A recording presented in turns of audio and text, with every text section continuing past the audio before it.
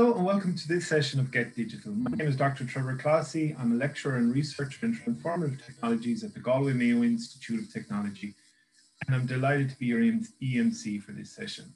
Throughout this week in Get Digital, we will be exploring a range of topics related to business, leadership and entrepreneurship, with a particular focus on how businesses at all stages and of all sizes can harness transformational digital technologies to achieve their business goals. Turning to this session now, I'm delighted to introduce our speaker, Ciara Dolan, product owner of food and IKEA Digital Hub Madrid, who will be talking about IKEA digital products and how IKEA is evolving as a traditional bricks and mortar by using digital products to meet the needs of their customers. Now, to our audience, we would love to receive your questions, so please submit them during the session using the Q&A function which you will find at the bottom of your screen. Please be aware that the chat function is disabled, so please only use the Q&A option. We will then compile the questions, and I will ask Ciara at the end of the session to address as many questions as she can in the time that we have available. So looking forward to your questions. Please remember that to use the Q&A function as the chat is disabled. So with no further delay, I'll hand you over to Ciara. Great, thanks Trevor. Morning everyone. Thanks for attending the call. I hear it's a sunny morning in Dublin, which is hard to compete with. So let me just set up my screen share and we'll get going. Let me make sure it's with sound so you can hear the videos I'm going to share. Okay.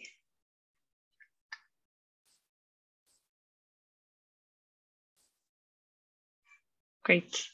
So you should be seeing my screen now, so let me know in case you're not. So thanks again for joining, and thanks to Trevor for the warm welcome and for Molly for setting this up. So my name is Ciara Dolan. I'm based in Madrid, and today I'll be talking to you about IKEA and its digital transformation. So before we get on to IKEA, I want to tell you a little bit about myself first. So I'm from Dublin originally, and I got my undergrad in European Business and French, which I believe is now called Global Business. So I spent 2 years in DCU and 2 years in a business school in France. And a couple of things I loved about my time there. One was the international experience. It was like a mini United Nations with people from all over the world. And second thing, it was kind of an eye-opening experience for me into the world of food and flavors. Until then, I'd been born and raised on Mommy's best cooking, which no diss to Mommy, it was lovely. But I got to discover loads of new flavors and I ate the best croissants of my life while I was there. So I graduated during the recession in 2008, 2009. So I decided to put off looking for a job a little bit longer. It wasn't too appealing at that moment. And it was a great opportunity to continue my studies. So I enrolled in the Masters in E-commerce in DCU. That was jointly run between the business and computing school. So it was perfect springboard to join the Google Cloud team in Dublin just after I graduated. So I was initially working in tech support, helping customers troubleshoot their technical problems with Google Cloud. So speaking with them via email, over the phone, and helping them resolve issues. And then as the team started to grow and the business started to grow bigger, we started to outsource some of that support work. And so I actually moved into managing that operation and helping scale our outsourcing activity. And then in 2003, I relocated to Sydney and became a partner manager for the Asia Pacific region. So Google absolutely loves to scale, and they rely on a partner or a network of partners or resellers to help them do that. So my role was actually to help train the resellers and set them up to be able to provide tech support directly to their customers. And then after a couple of years in Sydney, I decided to move to relocate to New York. And I changed role. I moved into a kind of a different area, moved more into branding, communications, and social media, still within the realm of the tech support team. And one of my big projects was to set up a tech support channel via social media for Google Cloud customers. So Google was an amazing place to work, and it gave me a lot of really amazing opportunities as well. I loved the international environment and especially the company cultures and value. And I really leaned into that and had a lot of friends there, and my life was kind of very integrated in the company. And I couldn't really picture my life any other way, to be honest. But two big things happened while I was in New York. I met my boyfriend, who's now my fiance, and hopefully my husband in a few weeks if COVID restrictions allow. And a less exciting thing happened also. My team got made redundant in a big restructure that we had in our department. So it came as a bit of a surprise. Like I was saying, I had my life very much integrated into Google. So I had the choice to either find a different role within the company in New York or somewhere else, or leave the company with a severance package. So it was a tough decision, but ultimately I decided to leave Google. And I decided to move to Madrid with my boyfriend. So I was excited for the new chapter, even though it was a tough decision. And it definitely was a new chapter. It was starting from zero. When I had moved to Sydney and New York, I had moved with a job, with a network already set up, and kind of with a purpose. So this was really kind of starting from scratch. So making new friends, learning a new language, but it also brought new opportunities. And I did something which I had always dreamed about doing since those days of eating lots of delicious pastries in France, was to train as a pastry chef. So I enrolled in the Cordon Bleu in gastronomy school. They have a branch here in Madrid. And I trained as a pastry chef on their 1-year program. So it was an amazing experience and really different to anything I had done before. Working with your hands, learning about a new skill in the morning in the demonstration, and then going to the kitchen to practice it in the afternoon and seeing the impact of your work immediately. Was a really different feeling to working at Google. Sometimes you're working on long-term projects and it takes a long time to see your impact or what you're actually doing. So it was a fantastic experience, but I kind of knew going into it that this was probably not going to be a career change. I have a lot of respect for chefs. It's a really, really difficult job, very physically demanding. So it was kind of more of a sabbatical year for me. So I decided to go back to the corporate world, and I joined Santander Digital Transformation. I worked on a couple of different projects there. A couple of interesting projects around accelerating the digital sales of their products online. So opening bank accounts, selling loans, not the most inspiring set of products to be working on, but an interesting transformation to witness as kind of an old school company going through a really, really disruptive transformation. So some good things about it, but I have to say for me, the culture and environment at the bank was not a great match. It was more hierarchical, more siloed, very high expectations a lot of the time, and just ultimately a very different way of working than Google. So I was really thrilled when the opportunity at IKEA came along. It was a perfect mix for me of my personal passion for food and my background in digital transformation. So I'll tell you a little bit about my team and my role in a minute. But I think ultimately IKEA was also a much better match in terms of company values and culture, which was key for me after the experience I'd had going from Google to the bank. I realized that that's a really important part of the day-to-day and actually your satisfaction at your work. So I just joined IKEA 6 weeks ago in the food area. So for anyone who doesn't know, yes, IKEA has food along with all the amazing home furnishing products. It has a restaurant, which is like the canteen, kind of the bigger food area, which is usually inside the store after you go through the demo area or the floor area. There's also a bistro, which is usually based after the checkout tills, which is where you get your hot dogs and your sliced pizza to fuel you up before you head home.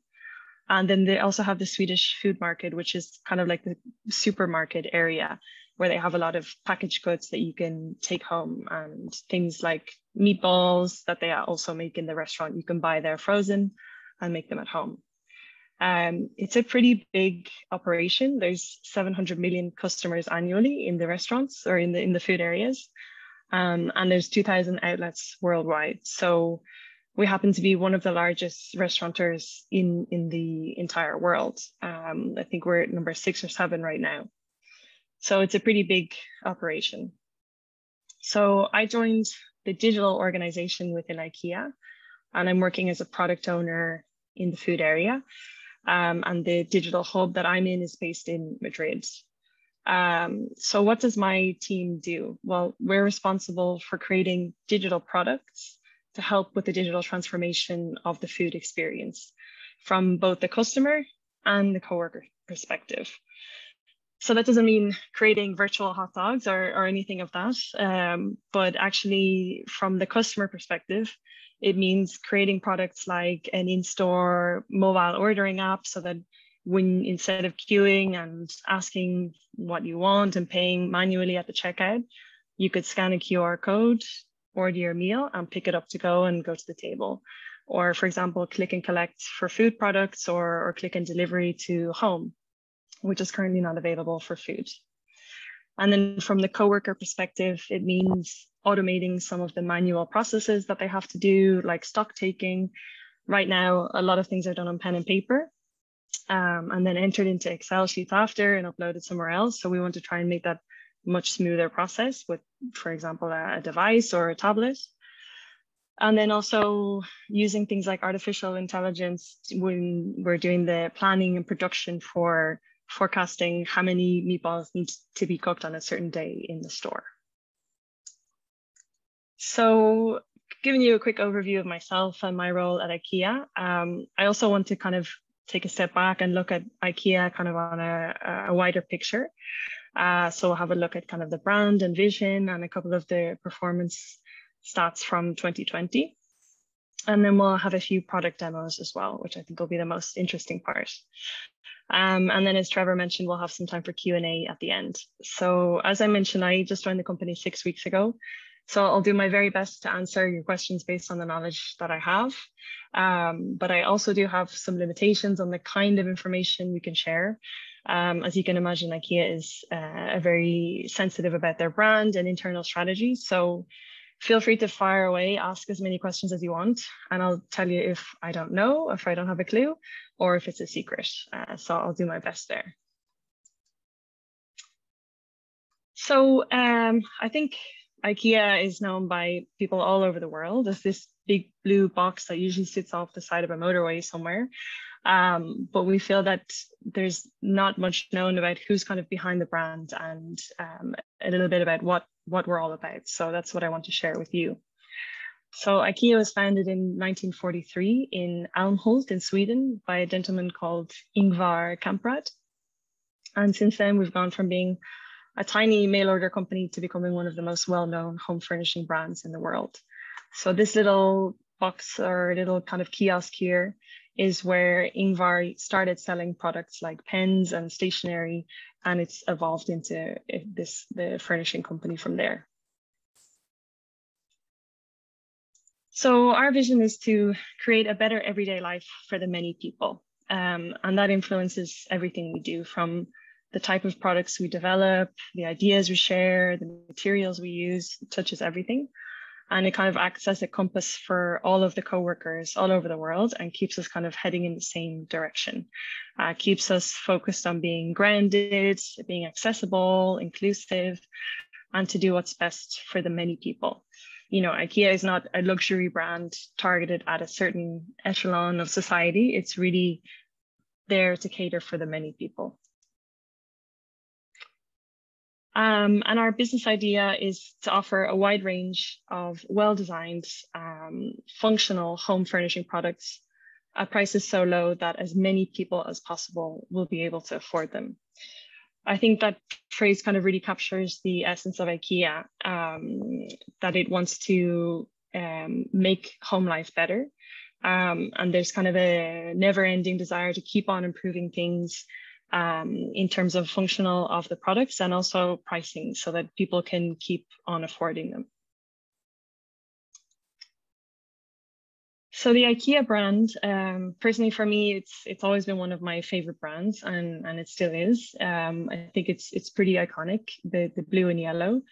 I remember my first trip there when I was a student in France, furnishing my apartment, and I was amazed by the whole experience, going through the showroom, the restaurant. I remember the Swedish food market at the end and all the weird kind of Swedish food that they had there.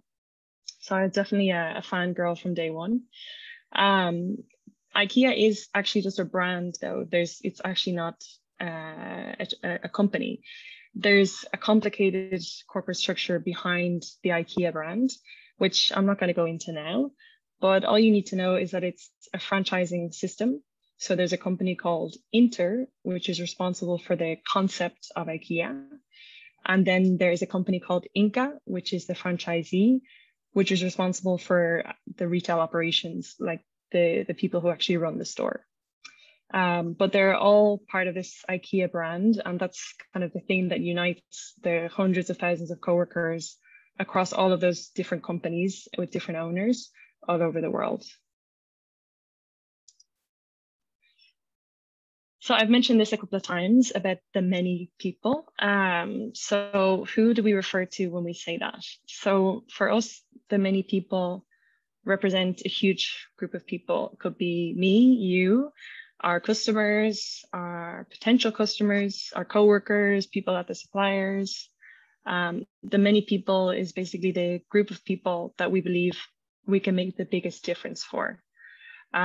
So like I said, it's not targeted at a certain smaller group of society. We want to try and make home life better for the many people or for everyone as much as possible. And I think that's also becoming more and more relevant as we're all spending more time at home these days. So the values is something I mentioned earlier, about one of the reasons that it attracted me to IKEA. And I just want to pull out one or two that are my favorite. I think togetherness is a big one for me. That means kind of working as a team, bringing people together, supporting each other.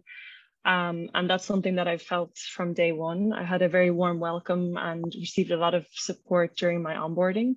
And I see it in the way people deal with each other and interact. It's a very respectful and positive environment. So I really, really like that.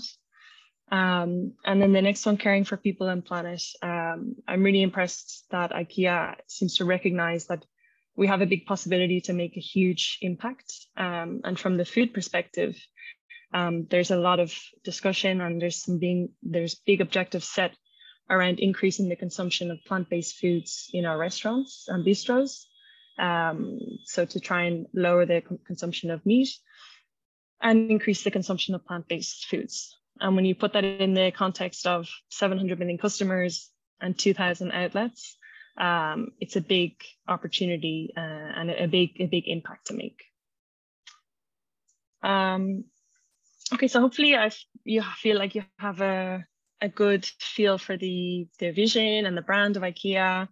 I want to bring it back a little bit to modern day and share a couple of things from the 2020 report from last year. So I'll let the video explain better than I can. So here we go.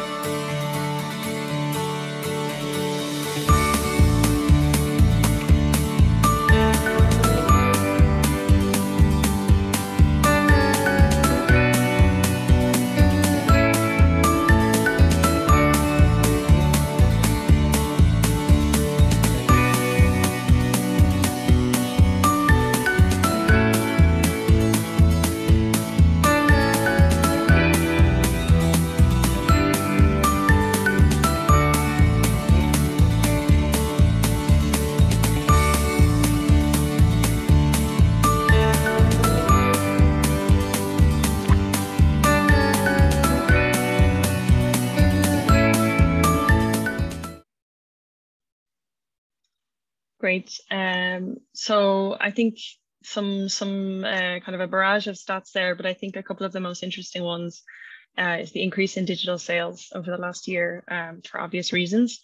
But a 60% increase is still really, really high. Our website visits were up to 3.6 billion and it wasn't in the video, but for the previous year, it was 2.8. So quite an increase. And then 9.5 million app downloads. I think it really shows where we are in the world today, and that digital is no longer something that companies should do. It's something that they absolutely have to do.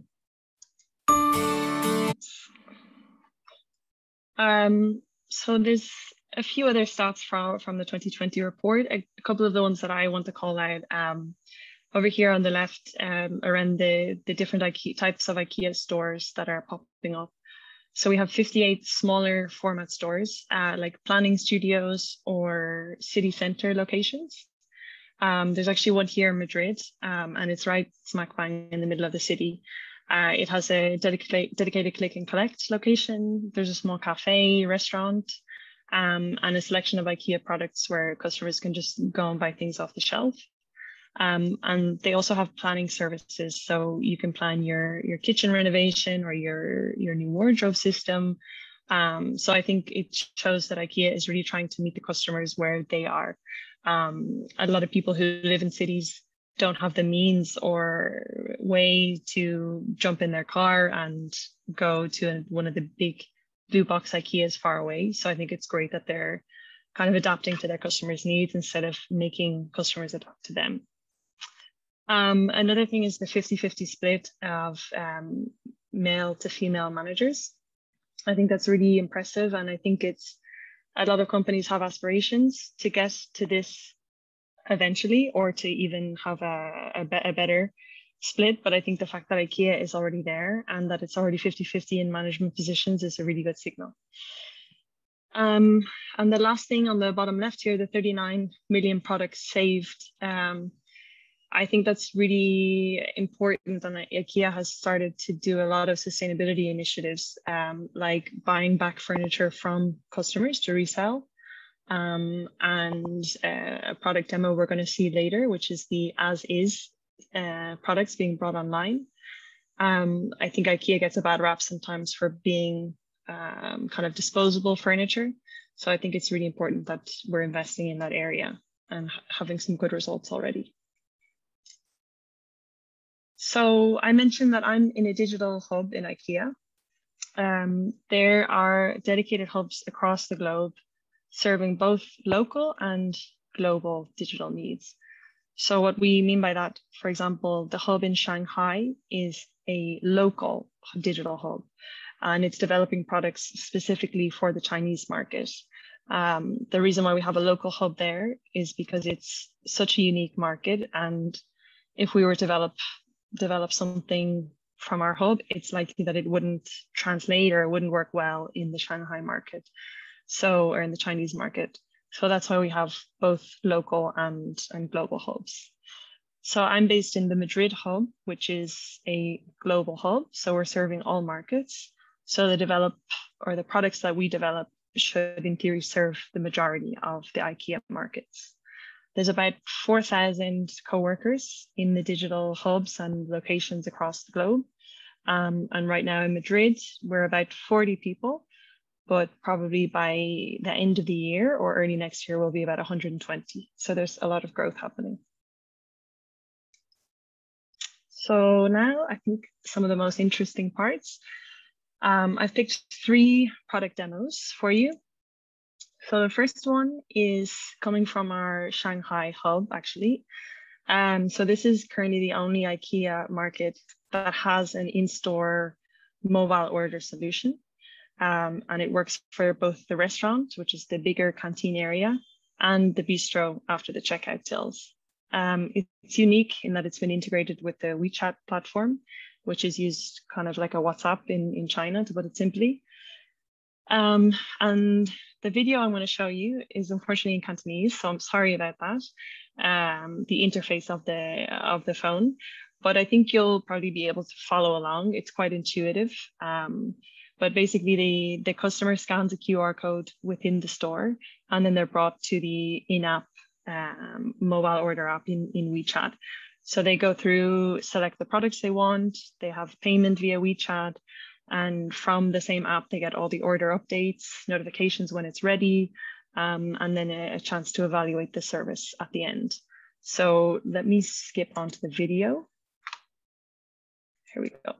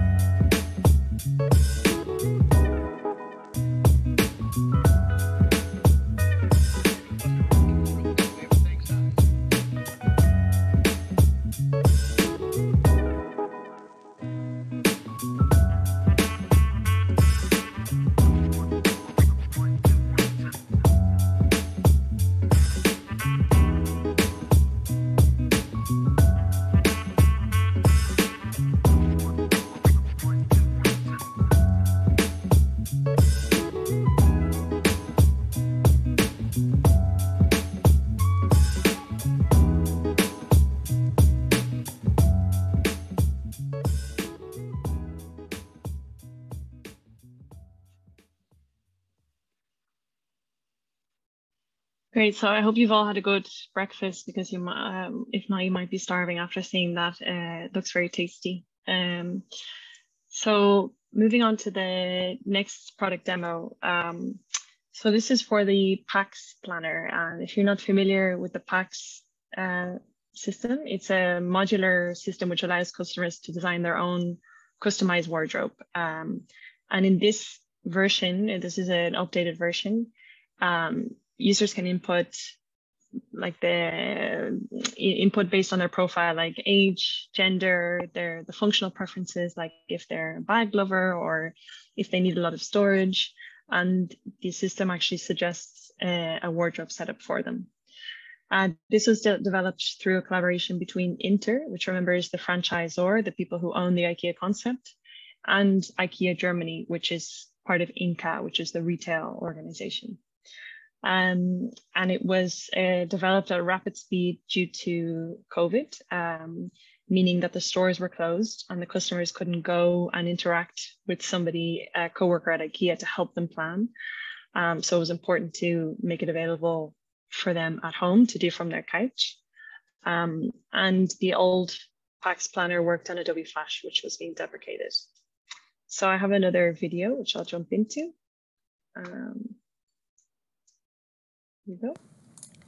Pax automated planning tool is based on AI technology and could recommend personalized Pax designs to customers based on their needs. In the main page, the best sellers are present and customers could check the details with one click and get a quick deal. If none of them impressed them that much, it's also possible to get more personalized designs. The first step is to answer two simple questions about who would use the wardrobe and their desired width of the wardrobe. Then the first round of recommendations will pop up. You may check the doors, fill the wardrobe with clothing, and look around. Of course, you can change the size to such as 236 centimeter high and 200 centimeter wide. Here comes the interesting part. You can further revise the setup of the interior fittings, choose your style preferences, and amend your profile, such as to tell the system, for example, you are a female in your 30s and you're crazy for bags with limited budget. One more click, you'll be served with refined recommendations. 3D makes it easy for customers to have more vivid touch of the details. If you're a skillful DIYer, you have more options to optimize the interior fittings. You can either change the whole part, or if you're happy with part of the design, AI can offer you more options for the specific part you want to change. Now it's time to decide on its final look, the doors and the handles. Add, replace, change, and delete the fittings as you wish. Congratulations! You have finally got your favorite wardrobe. Customers could review the shopping list and proceed to buy. The QR code could help transfer the order to phone. Now in the store, customers could show the QR code to IKEA coworkers and finish the deal. In the future, customers will be able to finish the deal by themselves on the mobile devices. Enjoy your shopping. I love this product because I don't know if it happens to you guys when you go to IKEA, but it's kind of an overwhelming experience sometimes. So the idea of being able to plan this from home and consult your family, your partner, and then just have the QR code ready to go to store to pick it up is really attractive for me anyway. So moving on to the last product demo. I mentioned it briefly earlier. It's called the Circular Hub, and basically it's the as is product section going online. So the as is section is kind of like the bargain corner in IKEA. It usually has a selection of samples from the floor, pieces that have been discontinued, customer returns, and any excess of seasonal stock. And they sell them at a reduced price, and it's a final sale. It's usually located just before the checkout sales, after you go through the warehouse part. So you might have missed it. And until now, it's only been physically in the store, but a local initiative in Canada to bring it online was adopted then by the global organization to make it available to all of the countries. So it's currently in the process of being rolled out. And basically the customer can go on, select their local store and see which products are available and can reserve them and then go pick them up by click and collect or from the store within 24 hours. So I'll show you a couple of screenshots. This is from one of the Canada stores. So it's part of the normal IKEA website. You can see here that it's marked as an as-is product. It has the full kind of description of like what the product is and the normal kind of commercial pictures. This is the Billy bookcase, one of IKEA's most famous products. Here you can see the option to reserve the item. And once you click that, it brings you to your IKEA family login so that you can associate your name, email address, phone number with your reservation. And here, the damaged box, there's a field where the coworker in the back end can actually add what kind of state the product is in and what kind of damage or defects it might have. And they can also take pictures, which are in this tab here. They can take pictures of the damage or the state of the product. So you can see that this is essentially a damaged box here. And obviously we can't sell that at full price in store, but it's a shame to let it go to waste. So this is the as is section kind of going online. And you see that there's a price discount associated with it as well. So basically click reserve and you have to pick it up in 24 hours. And if not, it gets released back online. So that is the end of my presentation. I hope you enjoyed it. I'll leave this up for a minute in case you want to add me on LinkedIn. We'll be happy to have a connection. And I'll hand it back to Trevor to do some Q&A.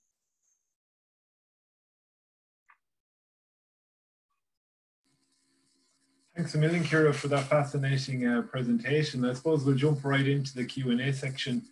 And I have a question here from Una Lancaster, who says, in your experience, what technologies have been most effective at automating process in IKEA Food.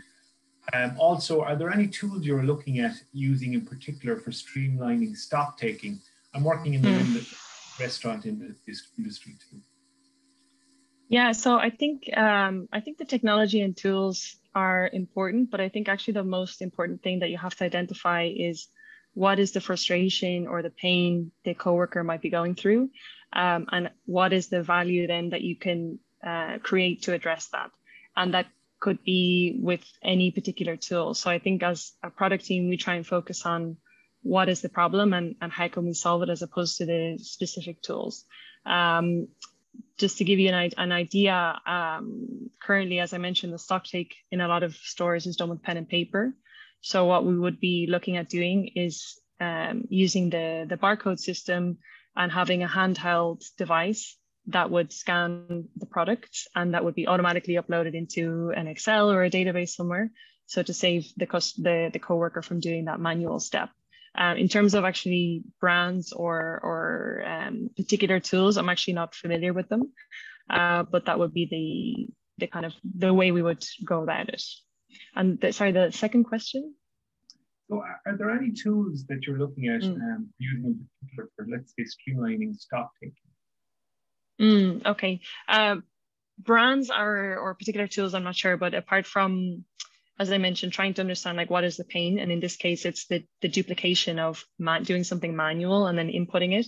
So creating a solution and using a handheld device, but it could be from any company or technology provider.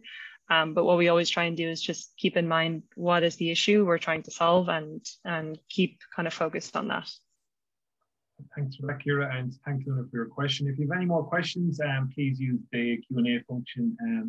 I suppose from my own point of view, it's a fascinating journey from bricks and mortar into, as you said, you're getting to modern day needs of the customers, and it's incredible. I think you mentioned the 3.5 billion hits onto the website during the last year, which is astonishing.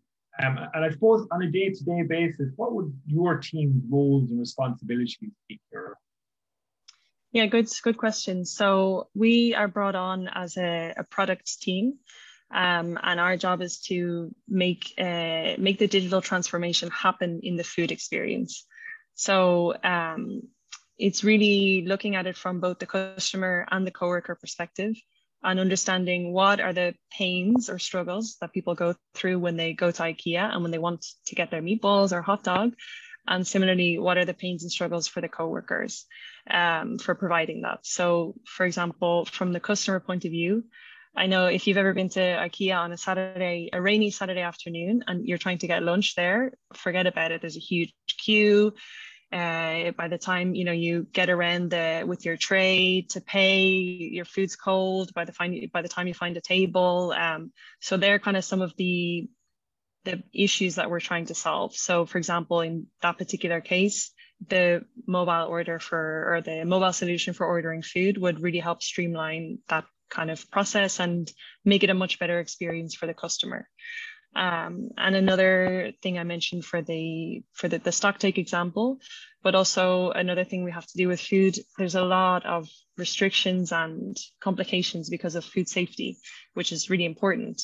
So things like checking the temperature of the food that's in the freezer, or checking the temperature of the food that's actually out on display as a self-serve or serving to the customers, that has to be checked on a very regular basis. And right now that's also being done with physical thermometers and pen and paper and putting it into a database. So we're doing things like looking at getting Bluetooth thermometers or laser thermometers so that it's easier to check and have that data automatically feed into a database. So we're not necessarily creating kind of new, we will be creating kind of some new additional parts to the food business, like putting food online, which it's not online at the moment. You can't order for click and collect or click and delivery. So that's something kind of new we will be doing, but we also just want to transform the actual current day-to-day experience of the customers when they go to the store and the coworkers serving the customers, to try and make it more efficient and a more enjoyable experience, and to catch up with the other big restaurateurs. Like, now when you go to McDonald's, you don't really interact with anyone. You go to the kiosk, you select everything, you get your ticket, your order's called, and it's a much faster experience. So that's kind of where we want to go as well. Fantastic. And I have a question from an anonymous attendee here. Ciara, great story of your journey to IKEA. I'm a dedicated customer for more years than I care to remember. I'm involved in the design and shop for my clients regularly. Wondering if the kitchen planning department will get help from your magic wand in the future.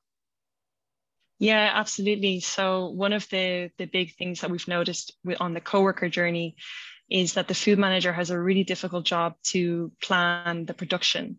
So as I mentioned, we have 700 million customers every year. So when you break that down to store level, it's very difficult for the food managers and the kitchen managers to actually plan their production. How many meatballs do I need to make? Is it a weekday or a weekend? Is there a big sports event? Is it rainy outside? There's so many factors that can go into it. And at the moment, the food managers are really relying on their own knowledge and maybe past production plans to see what they should do that day. But we see a huge opportunity to improve that by using artificial intelligence to predict how many meals and of which particular items they would need to sell on a daily basis. So right now it's a kind of a see which way the wind is blowing and take a best guess. But that's something we really want to do to actually make the planning a lot smarter, and also to avoid waste, which is a huge initiative at IKEA. It's something I didn't mention, but there's a couple of waste initiatives that we have. One is with an external vendor called Too Good To Go, where you can actually post towards the end of the day leftover food that you might have from the kitchen or food that's about to go off, and customers can collect it at a reduced price. And another initiative is called Waste Watcher, and it's in the stores, and it's an initiative aimed at kind of helping the planning process, so to reduce the number of waste. So we're slowly getting there, but not quite there yet. And because IKEA is such a huge organization, it's difficult to implement in every store, everything at the same time. So slowly but surely we'll get there. Fantastic, thank you, Ciara. And I suppose going back to your own journey, dealing with a lot of organizations and their digital transformation journeys, I'd say it's an exciting area to be in, it's constantly evolving with the technologies out there. How do you find it on a day-to-day basis, Ciara? Yeah, absolutely. It's funny, actually. I think I have 3 very different experiences. And at Google, there was no digital transformation because it was a digital company. It was completely digital native. So a lot of the things that I took for granted at Google, I experienced in say more real life in the bank or in IKEA, the way people are working, or the mindset and expectations around things. For example, at Google, there's no manual processes whatsoever. Everything is online, and they have such a strong engineering culture that they have a very proactive, if something's broken, let's fix it. If something can be optimized, let's do it. And it's not the same in other companies. So I found it astonishing, some of the things, even internal silly processes like applying for your corporate credit card. I had to print it, sign it, scan it, send it back, and things like this that are really different from company to company. But actually, I have to say that I think the role I had at the bank and now at IKEA are the most interesting and innovative roles that I've had, much more than Google. At Google, I was working in lots of different areas, and don't get me wrong, it was super interesting. But I was working in quite traditional roles that existed in other companies, like helping scale our technical support, working with our partners, doing some marketing, branding, comm stuff. Those roles exist in other companies. It just kind of happened that the way that we were doing it was quite digital and quite agile. But actually being in a more kind of old school or bricks and mortar type company like IKEA, and actually being on the team that are helping transform it and make the change, is actually, it sounds kind of corny, but it's actually more inspiring to me than some of the work that I was doing at IKEA, because we're really kind of at the front and kind of leading the company through this digital transformation. So it's more, I feel like I'm working on projects that are more innovative, more exciting, really impactful. So it's interesting to compare the experiences. Thanks, Ciara. And we have another question in from an anonymous attendee. Thanks so much, Ciara. I'm a big fan of Too Good To Go myself. What are some similar collabs you could see happening in the future, possibly with tech startups in support of supply chain management? Yeah, I think Too Good To Go is a great initiative. And actually it's available to all of the IKEA markets at the moment. Some of the stores, they have implemented it already, and some of it's on their timeline kind of for the next month.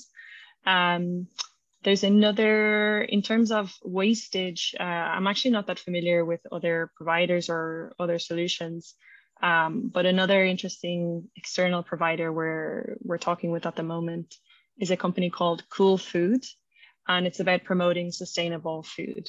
So they've done, it's a nonprofit, and they've done a huge amount of research into how we can get consumers to change their habits and to pick plant-based foods or vegetarian foods over meat. So they are helping us adjust our range of products and the things we show on the menu and how we show them and how the coworkers talk about them and how we promote them to try and help the plant-based products be front and center, and the meat products to be still very much available and part of the range, because the Swedish meatballs are so famous, but to try and make the plant-based more priority and more front and center, because customers also want it, and we want it also as a company to be more sustainable and to have a better impact on the environment.